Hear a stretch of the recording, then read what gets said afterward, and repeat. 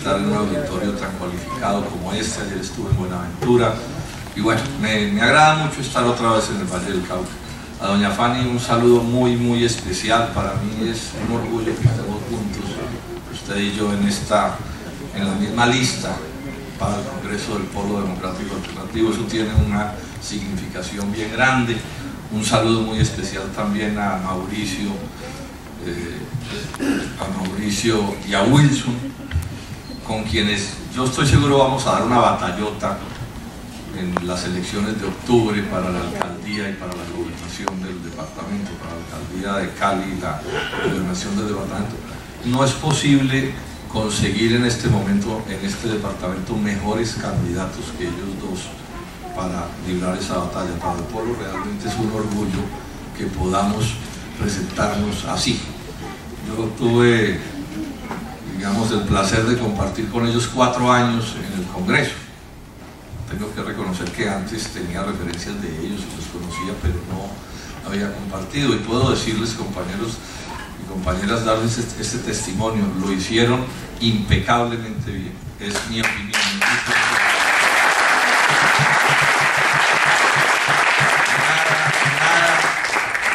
Nada que no hubiera sido acertado, correcto, decente, valeroso, patriótico.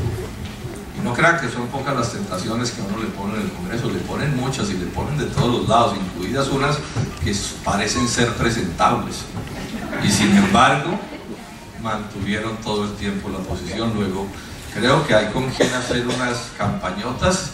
Y bueno, también creo que hay con quien ganar la alcaldía y la gobernación del departamento y empezar a dar una vuelta a la política en el Valle, que realmente es lamentable, ¿no? Este es de esos departamentos donde la política produce vergüenza ajena, ¿no? Sí, que es lo que uno siente cuando ve a alguien haciendo cosas que uno dice, pero ¿cómo se les ocurre? Bueno, así nos pasa en este departamento del Valle del Cauca. Produce vergüenza ajena. Ustedes saben bien de qué les estoy hablando, no hay para dónde mirar. Es una historia dramática de decisiones que no corresponden con lo mejor para las gentes del Valle del Cauca. Yo voy a centrar mi intervención más que en el plan de desarrollo. Wilson, yo creo que ya dijo lo medular del plan de desarrollo. Uno a eso pues siempre le podrá poner infinidad de arandelas. Imagínense que son 700 y pico de páginas de barbaridades. ¿Cuánto podrá uno pues decir al respecto? Pero yo creo que él dijo ya algunas cosas medulares.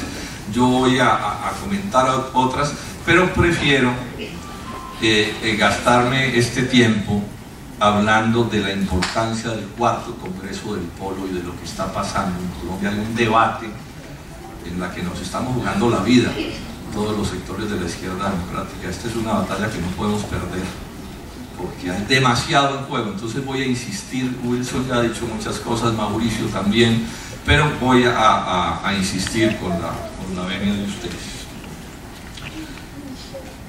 Ese Congreso es el máximo organismo del partido, se reúne en mayo. Máximo en el sentido estricto de la palabra. Es un Congreso que elegirá nueva jefatura del partido, nueva presidencia y toda la línea del partido. No va a pasar, pero lo digo para ilustrar el poder de un Congreso como esos. Ese Congreso podría resolver la disolución del partido. No va a pasar, ni está en discusión, pero lo pongo como un tema, ¿no? Podría suceder que el Congreso se reuniera, se le diera un ataque de locura y disolviera la organización. Eso no va a pasar. Pero podría pasar que le cambiara el rumbo al polo. O sea, que entrara un polo y saliera otro polo. Eso podría suceder. Esas cosas suceden en las organizaciones, han sucedido. Entonces, digamos que ese es un tema crucial. Para entender dónde está el debate y qué es lo que se va a definir en las elecciones del 19, porque esto se define en el Congreso en mayo, pero primero se definen las elecciones del 19. Veamos un poco entonces de qué se trata. El polo se crea con 3 características principales. La primera, el polo no pertenece a la tradición liberal conservadora.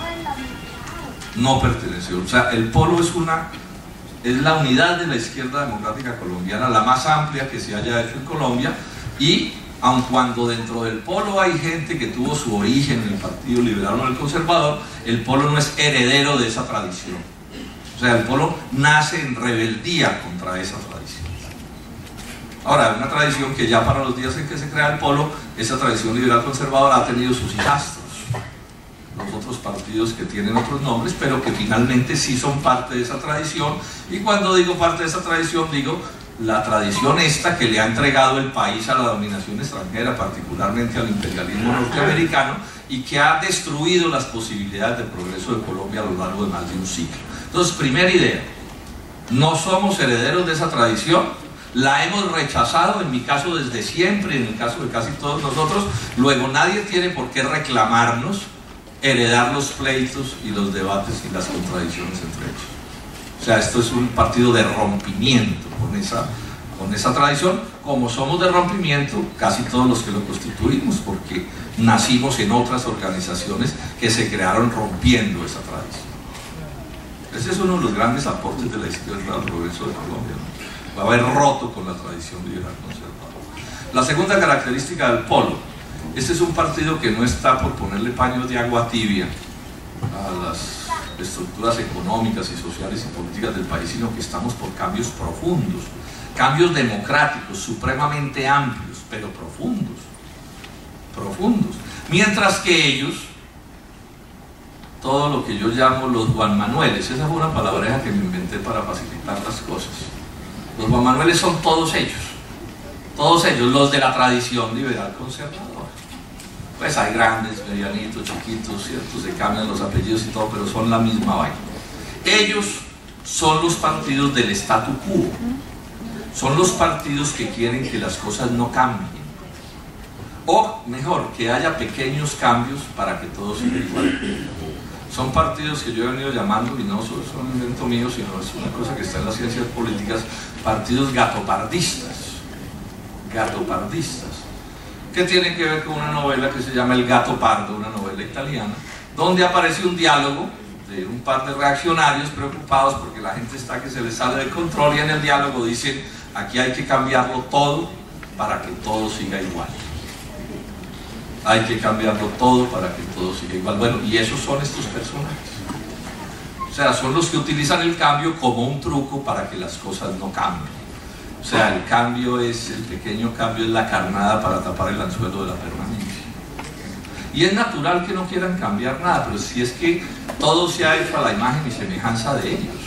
O sea, el país que tenemos con todos sus errores es el que ellos han querido tener. Es que llevan un siglo o más haciendo lo que se les da la gana. Nada hay en Colombia que estos personajes no hayan hecho, y lo han hecho así porque les conviene así, porque lo disfrutan así, son felices así. Y si ustedes miran, realmente en eso han sido supremamente exitosos, les va de maravillas. Para ellos Colombia es un país perfecto. Hagámonos esta reflexión: ¿qué les falla a ellos, a los Juan Manueles? ¿Será que los Juan Manueles saben lo que es el desempleo, pues vivido en carne propia? ¿Será que saben lo que es la pobreza, vivida en carne propia? ¿Será que entre ellos alguien se ha muerto como un perro en la puerta de un hospital porque le faltaba algún papel? ¿Será que ellos saben lo que es que un hijo se les quede sin universidad porque algo pasó? ¿Será que esa gente sabe lo que es estar siquiera un minuto sin una teta entre la boca? Entonces no hay nada más inocente en Colombia que los colombianos que piensan que los Juan Manueles van a cambiar a Colombia. ¡Ni locos! Nosotros, por el contrario, sí somos un partido que pugna por un cambio profundo en este país, y hay ejemplos. Ellos son los TLCs, nosotros somos lo contrario a eso. Ellos son las EPS, nosotros planteamos una salud sin EPS. Ellos son la educación privada, nosotros la educación pública, y bueno, tantas cosas.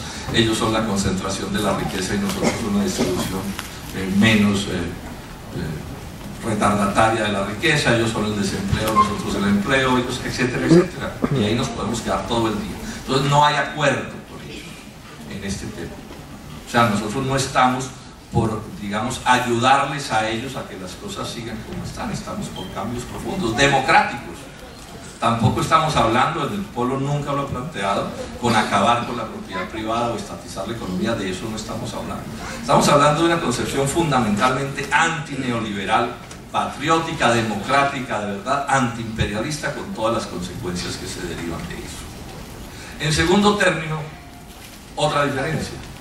Ellos utilizan la política y toda su influencia para embobar a la gente, para arrebatarle su dignidad, para que no luche. El cuento que todos los días le meten a la gente es: no luchen, tranquilos, que nosotros les arreglamos las cosas.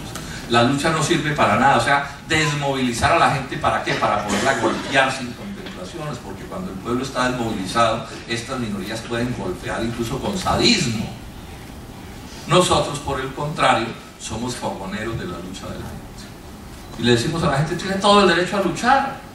No faltaba más, los maltratan, los humillan, los empobrecen, los arruinan, etcétera, etcétera, etcétera. Y cuando la gente intenta protestar, entonces les decimos que no protesten. No, les decimos que sí protesten y los acompañamos en las luchas. Y si Santos se pone muy bravo y nos agrede porque estamos respaldando a la gente, le decimos: bueno, sí, ¿y qué? Esa es la otra característica clave del Fondo Democrático Nacional. Y por este camino de la lucha, de la movilización democrática, civil, civilizada, pacífica, el pueblo va a ir cada vez más despertando y entendiendo por dónde es que va el agua al molino, y va a ser posible construir la fuerza que habrá que construir para derrotar a los guarmanes. Entonces, como es obvio, nos odian, nos detestan. ¿Cómo no nos van a detestar? Hágame el favor. Bueno, la verdad es que nosotros tampoco los queremos, ¿cierto? Pero nos detestan.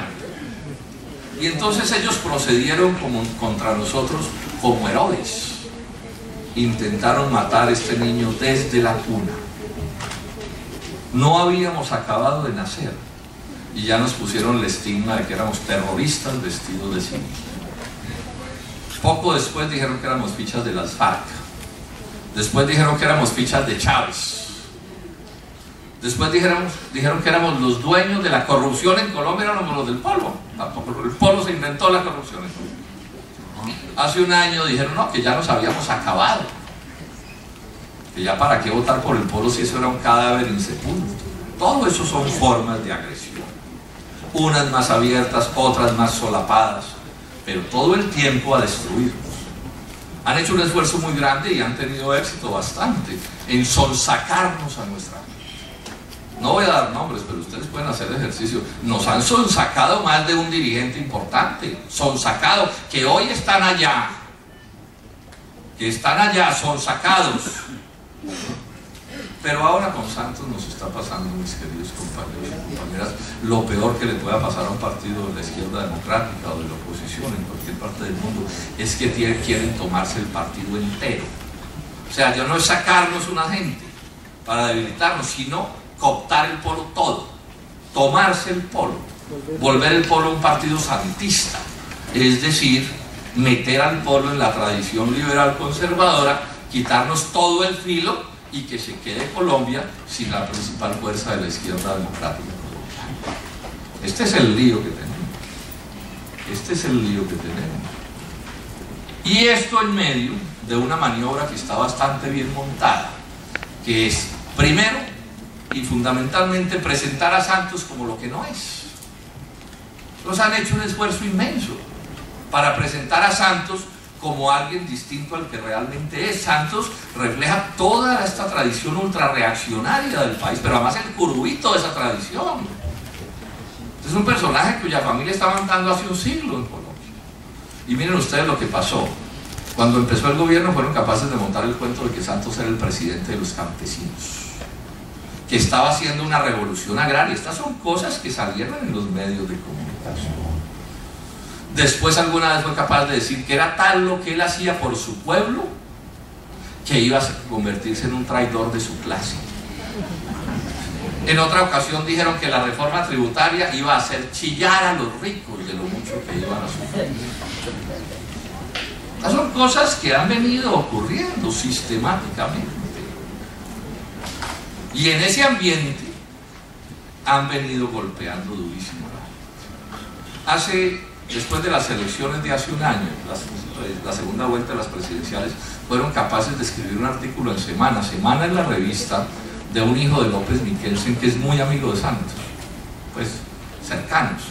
Y fueron capaces de escribir un artículo en el que se decía que Santos era el jefe de la nueva izquierda colombiana, o sea, el jefe de todos nosotros.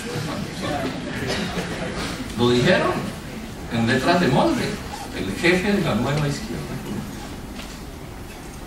Todo esto mientras seguía sucediendo o está sucediendo lo que está sucediendo, porque todo este juego no es un juego, digamos, que carece de efectos. Es que en la medida en que el personaje de derecha logra maquillarse, no es que entonces actúe con mayor amabilidad hacia los débiles, sino que utiliza esa mayor capacidad de engaño, llamémoslo así, para golpear más duro. Aquí ya Wilson contó. Uribe no pudo aprobar los TLC, Santos yo ya perdí la cuenta cuántos aprobaron. El tema de la tierra, que Wilson ha luchado tan cuidadosamente, es un tema escandaloso. Todo lo que está haciendo Santos, hay un documento de Álvaro Uribe donde dice que él no se atreve a hacer eso que Santos sí se atreve y está logrando, a pesar de la enorme resistencia que hemos opuesto. Pero hay más cosas. Este asunto de la OCDE al que se refirió Wilson también, es que Santos mete a Colombia a la OCDE sin preguntarle a nadie, y la OCDE es un instrumento ultra controlado por los gringos y sus satélites europeos, mucho más controlado que el Banco Mundial o que el Fondo Monetario Internacional. O sea, el Fondo Monetario y el Banco Mundial son la democracia, pues, en persona al lado de la OCDE. Es que la OCDE es un club. El Santos pide ingreso de Colombia a la OCDE, y ¿sabe qué le contestó la OCDE? Aquí hay un listado de 230 reformas que usted tiene que hacer Colombia si quiere entrar a la OCDE. 230. Y dice Simón Gaviria que en el plan de desarrollo van 136 reformas de las exigidas por la OCDE. O sea, el plan de desarrollo lo hicieron los gringos. Preparando la parte agrícola del plan de desarrollo, hubo 45 reuniones de los técnicos de la OCDE con el Ministerio de Agricultura. Yo estoy seguro que 45 reuniones no hicieron ni con los de la SAC. O sea, ya mi irritación estoy diciendo una cosa que digo aquí: ¿por qué no traen un virrey gringo de una vez por todas? Pues sí, por lo menos hay que pagarle a estos zánganos. ¿Trabajan para los gringos? No, pues que vengan los gringos de una vez y nos ganamos el serrucho de estos, las comisiones de estos. Exagero, por supuesto, pero es que es indignante lo que está pasando. Esto no lo había logrado otro gobierno, pero os voy a contar otra cosa que está logrando Santos que otro gobierno no hubiera podido lograr, o por lo menos hubiera habido un escándalo mayúsculo. Hace meses, no muchos, el vicepresidente de Estados Unidos, el señor Biden, le manda una carta a Santos. Esto se publicó en El Tiempo y el Polo ha peleado este asunto, no solo yo, la bancada. Le manda una carta a Biden a Santos y le dice: señor Santos, doctor Santos, por favor tramiten rápido el proceso de paz, que necesitamos que las tropas colombianas que queden sobrando porque la paz tenga éxito, no las despachen para que actúen al servicio de la OTAN en los escenarios de guerra de la OTAN en el mundo. Y la OTAN es un instrumento colonialista de Estados Unidos y de las potencias europeas, eso es lo que es. Y no satisfechos con eso, el 6 de agosto pasado, el ministro de Defensa de Colombia firmó con el presidente de la Unión Europea otro acuerdo militar que autoriza que tropas colombianas se vayan a servir a las aventuras, se pongan al servicio de las aventuras colonialistas de la OTAN, de la Unión Europea en cualquier parte del mundo. Y ya aprobaron una ley que se votó con los votos de la Unidad Nacional y del Centro Democrático para empezar a vincular a Colombia a la OTAN. Y ya se fue la primer fragata, el primer barco de guerra colombiano a actuar bajo las órdenes de la OTAN en el Golfo de Adén, en el Cuerno de África. Y en el plan de desarrollo va un artículo que autoriza también que tropas colombianas puedan actuar como tropas al servicio de cualquier potencia extranjera en cualquier parte del mundo. O sea, nuestros campesinos uniformados derramando su sangre en beneficio de Estados Unidos y los europeos en cualquier sitio del mundo. ¿Sería que el gobierno anterior se hubiera atrevido siquiera a una idea de ese corte? Probablemente no. Lo pongo como un ejemplo de lo que dice Wilson con toda precisión, lo está diciendo hace rato.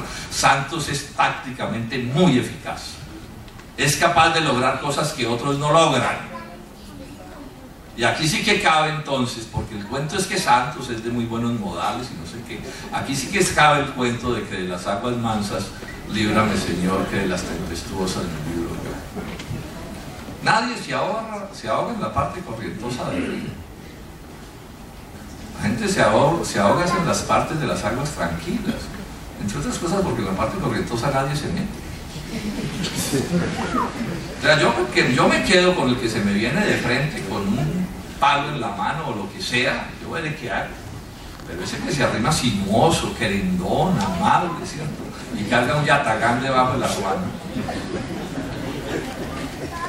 Estas son las cosas que nos están pasando.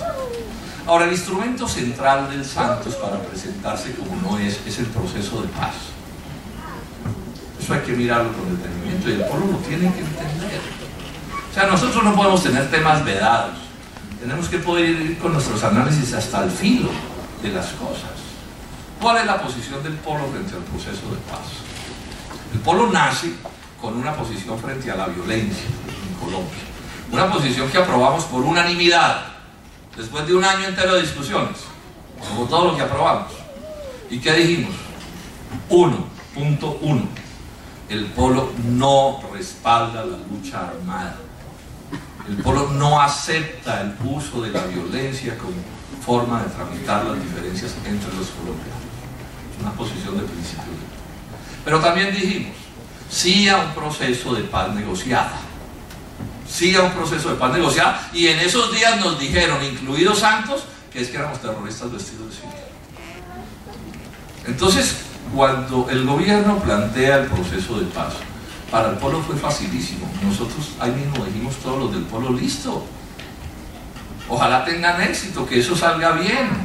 Avancen en esas conversaciones. Yo ahí aproveché y tiré un dardito y dije, bueno, este cambio de posición de Santos nos demuestra que Santos es de aquellos que solo acierta cuando rectifica, pero bueno, que rectifique.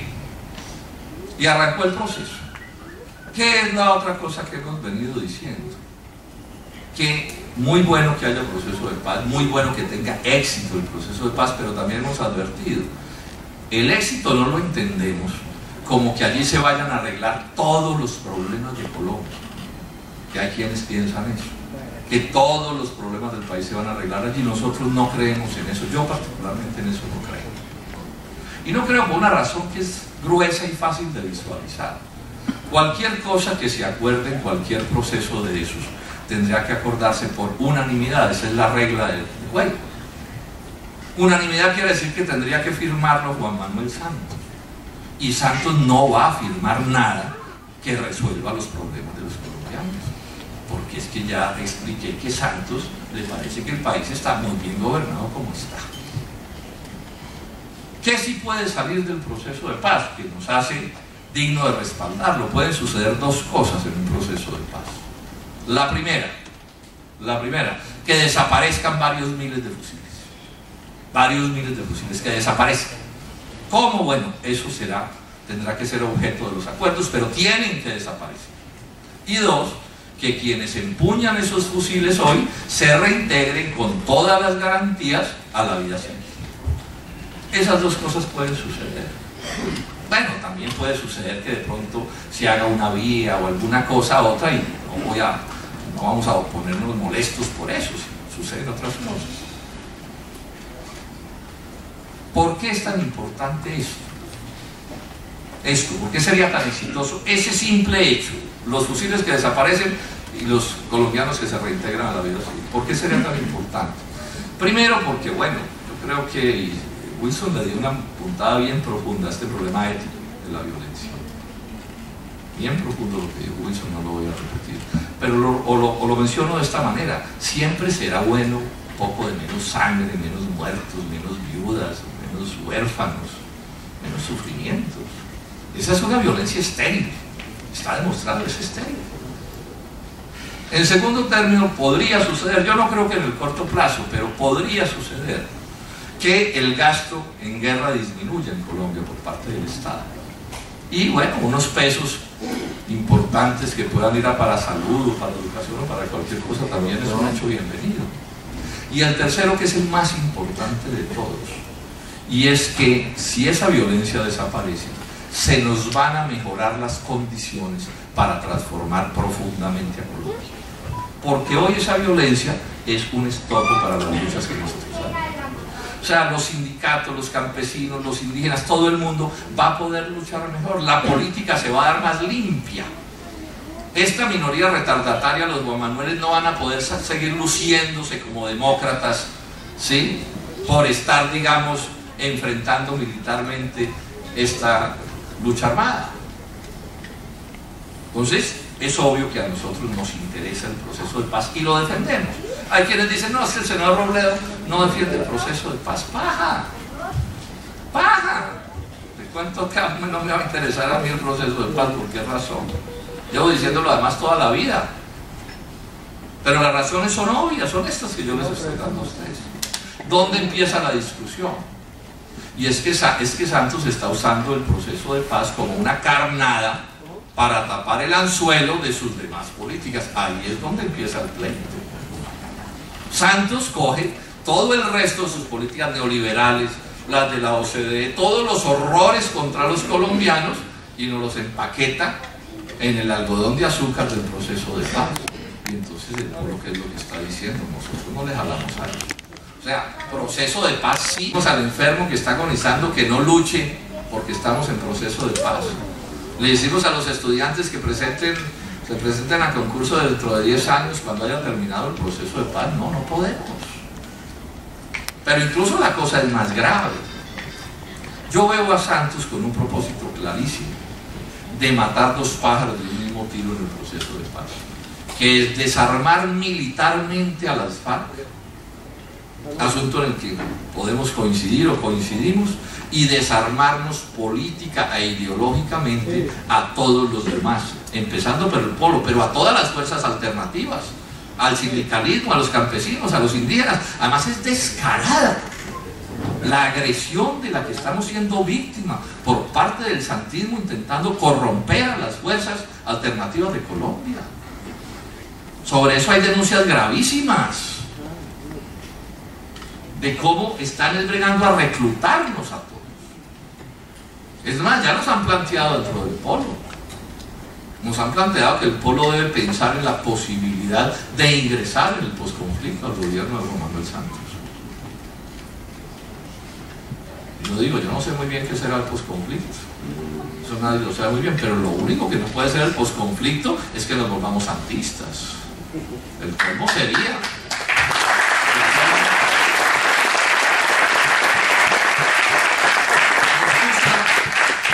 Yo me extiendo un poco, pero yo le doy mucha importancia a este auditorio y a Cali y al Valle, le doy mucha importancia. Este es el departamento más avanzado de Colombia. Yo creo que para donde se mueva el Valle se va a terminar moviendo ese país. Alguien dirá: no, pero es que el senador Robledo se inventa vainas. ¿Cómo así que quiere matar dos pájaros de un tiro? Ese tipo de cosas. Pues bueno, les voy a contar esto, compañeros. Esto ya pasó en Colombia en otro proceso de paz. Así que uno tiene que estudiar la historia. La paz con el M-19 la hizo Virgilio Barrio, pero el posconflicto lo hizo César Gaviria. Y César Gaviria es de esos que vuela con los motores apagados. ¿Y cuál fue la historia? Palomas blancas por todas partes, la euforia de la paz, la fiesta de la paz. Y yo me alegré mucho con ese proceso de paz del M-19. Mucho me alegré porque estaba dentro de mis concepciones. Pero Gaviria, ¿qué es lo que hace? Montar una euforia. Palomas blancas. Ahora todos somos hermanos. Se acabaron las diferencias entre nosotros. Bienvenidos al futuro. exguerrilleros al gabinete ministerial, nueva constitución, la constitución gobernada a la limón por 3 presidentes, la firmaron con las hojas en blanco. Tanto confiaban los unos en los otros que la firmaron con las hojas en blanco. Bueno, con los años, pues como todas las fiestas, con los años la gente termina diciendo, bueno, y al final qué fue lo que pasó. Y entonces, ¿qué descubrió el país? Que es verdad que en la Constitución del 91, y estoy diciendo cosas que pueden ser debatibles, esto pues no es verdad revelada, ni todo el mundo tiene que estar de acuerdo con cada palabra que digo, ¿sí? Pero es como veo las cosas. Y entonces, ¿el país qué descubrió? Que efectivamente en esa Constitución del 91 había varios elementos democráticos de importancia. Voy a mencionar uno: la tutela.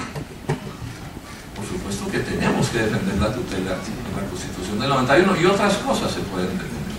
Pero la Constitución del 91 también fue la Constitución del Consenso de Washington, del Fondo Monetario Internacional, del Banco Mundial, de la OCDE, porque en esos días ya existía, así no se mencionara tanto.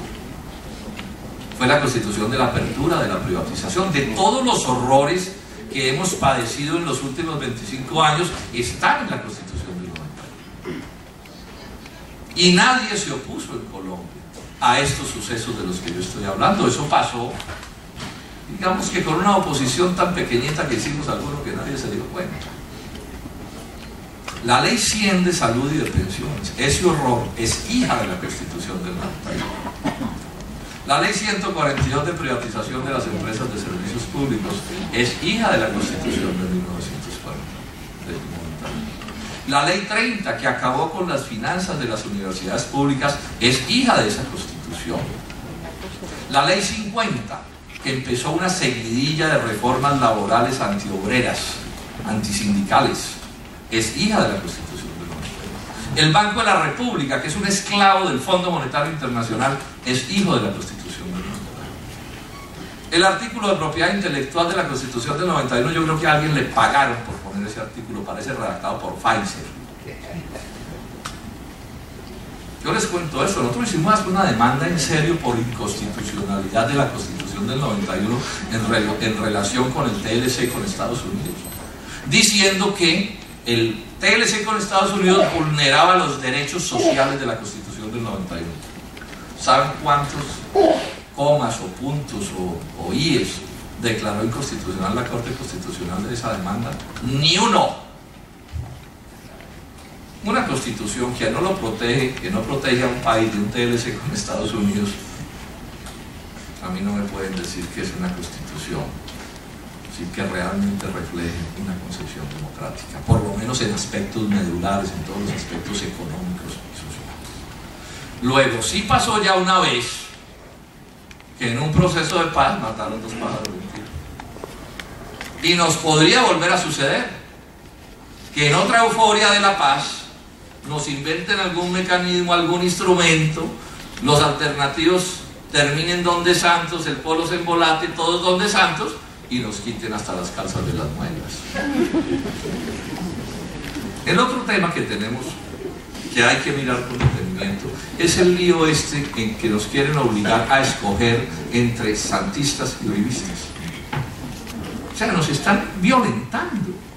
Usted tiene que ser o amigo, o socio, o aliado, o lo que sea, o de la unidad democrática, perdón, o de la unidad nacional, o del centro democrático.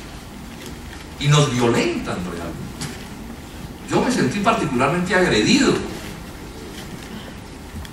en meses pasados, simplemente porque dije, me niego a escoger. Y todavía nos agreden. Nos quieren regresar a los días del binomio liberal-conservador, del bipartidismo. ¿Ustedes se acuerdan cómo era eso? Usted nacía y antes de que lo bautizaran le decían de qué partido era. Y uno no sabía hablar y ya estaba peleando con el vecinito porque era de otro partido. Cosa absolutamente irracional. Y a la gente la pusieron a investirle a trapos de colores con los ojos cerrados. Y hubo 300.000 colombianos muertos 300.000 campesinos, liberales y conservadores muertos, gente pobre de Colombia, se mataron entre ellos a los machetazos, mientras las élites de esos partidos se repartían la marrana por mitad. Eso es historia patria. Y entonces, ¿qué? ¿El pueblo no va a hacer un dique a eso? O sea, el pueblo no se va a parar en la raya y va a decir, primero nos tienen que derrotar antes que permitir que a Colombia lo vuelvan a llevar a esa situación. Nos vamos a meter en la jugarreta a escoger el que tenga más capacidad de engaño de esos dos bandos en pugna. Estos son asuntos medulares de esta cosa. Y yo aquí quiero recordar, nosotros no somos de la tradición liberal conservadora. O sea, en buena medida nacimos como nacimos porque repudiamos el bipartidismo liberal conservador. O si no, habíamos debido escoger. Y esto nos lo están poniendo como una realidad. Y me detengo un poco más. Entonces yo he dicho, no son iguales los unos y los otros. Ahora, son iguales, no digo como son las tuercas, porque los seres humanos pues son más complejos que una tuerca, y las organizaciones políticas también. Pero digo lo de iguales porque es la manera de intentar como desbaratar el fraude. Y utilizo la sabiduría popular, que en esto el pueblo es sabio como en todo. El pueblo tiene una serie de dichos para desenmascarar a aquellos que se presentan como distintos cuando no lo son. Entonces el pueblo dice harina del mismo costal, o dicen hojas del mismo árbol, raspado de la misma olla. Los costeños, cucarachas del mismo calabazo. Ahora uno abre el calabazo y todas las cucarachas no son igualitas, pero son del mismo calabazo. La que más me gusta es caimanes de la misma charca. Entonces me salió un tipo y me dijo, ay, pero senador, los caimanes de la misma charca no son igualitos. Entonces yo le dije a mi compañero, yo no sé realmente si son igualitos o no, pero le doy un consejo: no les meta el brazo porque cualquiera se lo arranca. Cualquiera se lo arranca. Entonces un amigo mío, un profesor de la Universidad de Manizales, me llamó. Me dijo, mire, Jorge Enrique, no sigue insistiendo con ese cuento de que son iguales, que ahí no enredan para toda la vida y eso se le vuelve un debate bizantino. Diga esto más bien. Me aconsejó mi amigo, me dijo, diga, representan los mismos intereses. Representan los mismos intereses. Y esa formulación es perfecta. Perfecta. Mire, Gaviria puede no ser idéntico a Samper. Samper puede no ser idéntico a Pastrana. Pastrana puede no ser idéntico a Uribe. Uribe no ser idéntico a Santos. Pero todos representan los mismos intereses. Ese es el punto. Ese es el punto. Como nosotros en el polo tampoco somos idénticos. Nosotros los que estamos aquí sentados y somos polistas tampoco somos idénticos. Pero ¿qué sucede? Representamos los mismos intereses, o sea, nos une un programa, una concepción, una manera de ver las cosas. Y eso es lo que nos hace iguales. Entonces cuando nuestros adversarios dicen, oiga, los del polo son iguales, pues uno lo que tiene que decir es, pues sí, en ese sentido general de que son iguales quienes militan en una misma organización. Todo esto, compañeros y compañeras, es lo que está en debate en el cuarto Congreso del Polo. ¿Y qué va a resolver el polo? ¿Nos vamos a jugar por lo que siempre hemos sido, por lo que defendemos, o nos vamos a enredar? ¿O nos vamos a meter en los tejemanejes de ellos? Y esto tiene importancia por dos razones y voy a terminar. La primera, ya lo mencionó Wilson también, viene una ofensiva contra el pueblo a partir de la crisis económica que ha empezado. Que estemos pagando impuestos a los combustibles del orden del 50% ya es la prueba que la crisis se la van a tirar encima a la gente, porque el principal consumo de los combustibles en Colombia es del pueblo y de las clases medias. Las fórmulas de la OCDE, ¿cuáles son? Van a igualar los derechos de las mujeres con los de los hombres en pensiones, es decir, les van a subir la edad de pensión a las mujeres. Van a permitir pensiones por debajo del salario mínimo. Van a bajar el salario mínimo y van a subir el IVA. Lo del IVA está cantado, eso es de cosa de casi que de semanas. sea, es contra la gente. Y entonces yo le pregunto a ustedes, en esa ofensiva contra la gente, el polo, ¿de qué lado se pone? ¿Del lado de Santos porque estamos en proceso de paz? ¿O del lado del pueblo porque estamos también en proceso de paz? Porque eso no es lo que estamos discutiendo. No, tenemos que ponernos del lado del pueblo. El pueblo es la última trinchera organizada que le queda a este país en contra de estos mandarines. Y cuando digo el polo y toda nuestra influencia en los sindicatos, en las organizaciones campesinas, entre estudiantados, o sea, todo el país que mueve el polo tiene que ser la trinchera, el dique de contención contra todo lo que está tirando Santos contra los colombianos.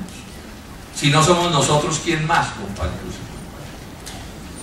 Y la última cosa es esta crisis, que va a ser muy dolorosa, más pobreza, ya ellos mismos lo han dicho, más pobreza, más desempleo, más sufrimientos, puede generar para el 2018 una situación bien importante, que es ¿cuál?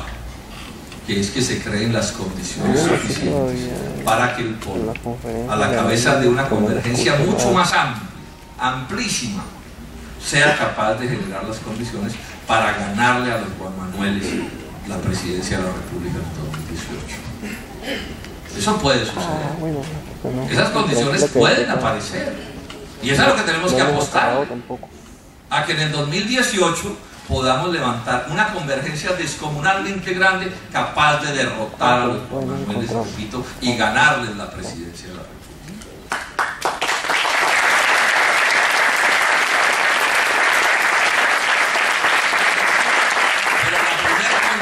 Para eso, compañeros y compañeras, la primera condición para eso es que el polo no se nos chifle el 19 de agosto, que no se nos chifle en mayo, porque si terminamos de santistas, ¿con qué derecho nos vamos a parar en el 2018 a decir que nosotros somos capaces de transformar a Colombia?